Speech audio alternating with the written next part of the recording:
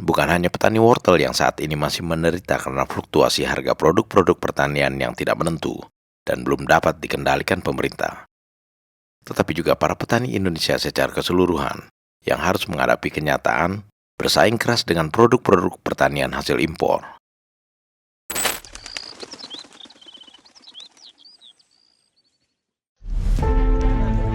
Para petani wortel menjerit lantaran hasil panen mereka dihargai teramat rendah, yakni hanya Rp300 per kilogram.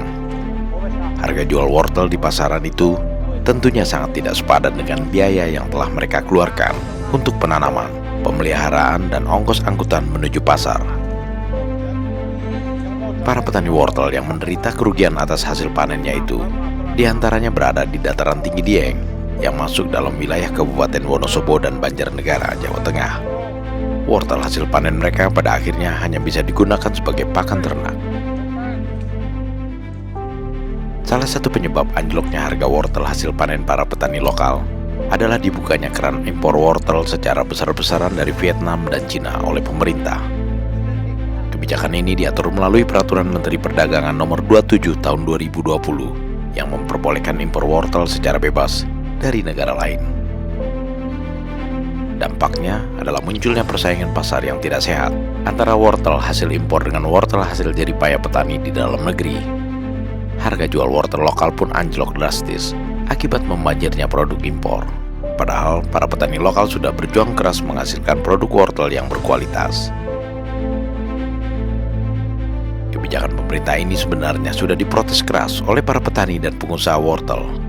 Di antaranya para petani dan pengusaha wortel di Kabupaten Karo, Sumatera Utara pada sekitar bulan Juli dan Agustus tahun ini. Melalui Asosiasi Petani dan Pengusaha Wortel Tanah Karo, mereka meminta agar pemerintah membatalkan impor wortel dan memberikan perlindungan kepada para petani lokal.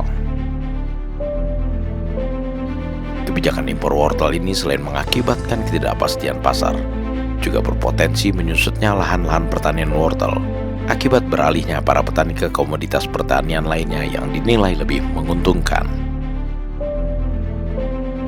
Namun tampaknya pemerintah, dalam hal ini Kementerian Perdagangan, belum berniat menghentikan impor wortel dalam waktu dekat.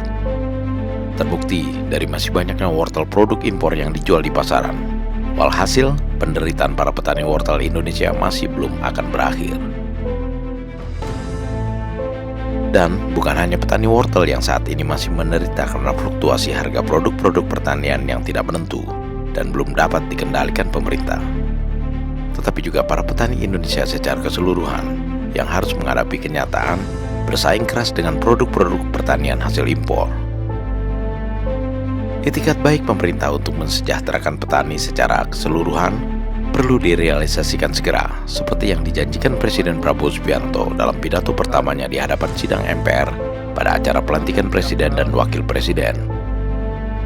Saat itu, Presiden Prabowo mengatakan bahwa pemerintahan yang dipimpinnya akan fokus pada kesejahteraan petani dan nelayan sebagai bagian dari upaya mewujudkan kedaulatan pangan untuk mencapai cita-cita Indonesia yang sejahtera, adil, dan makmur bagi seluruh rakyatnya. Tidak dapat dipungkiri, warisan kebijakan pemerintahan Jokowi dalam hal politik pangan cukup memberatkan pemerintahan Prabowo. Jokowi menjadikan impor pangan sebagai andalan pemenuhan pangan nasional selama bertahun-tahun. Akibatnya, produk-produk pertanian lokal terdesak di pasaran dengan harga jual yang sangat merugikan petani. Pemerintahan Prabowo diharapkan segera menyetop atau mengurangi secara bertahap kebijakan impor produk-produk pertanian ini dan fokus pada pemberdayaan petani lokal.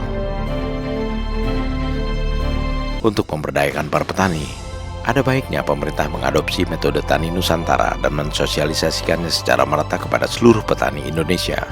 Dengan menerapkan metode tani Nusantara, para petani dapat menekan harga pokok penjualan atau HPP serendah-rendahnya, karena petani bisa membuat pupuk dan pestisida secara mandiri melalui bahan-bahan alami yang sangat mudah ditemukan di sekitar tempat tinggal mereka.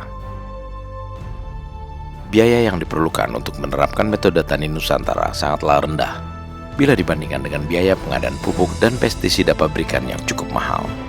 Dengan cara yang mudah, murah, dan sederhana, sesuai prinsip yang diperkenalkan metode tani Nusantara, maka para petani akan memperoleh nilai lebih dari hasil penjualan produk-produknya.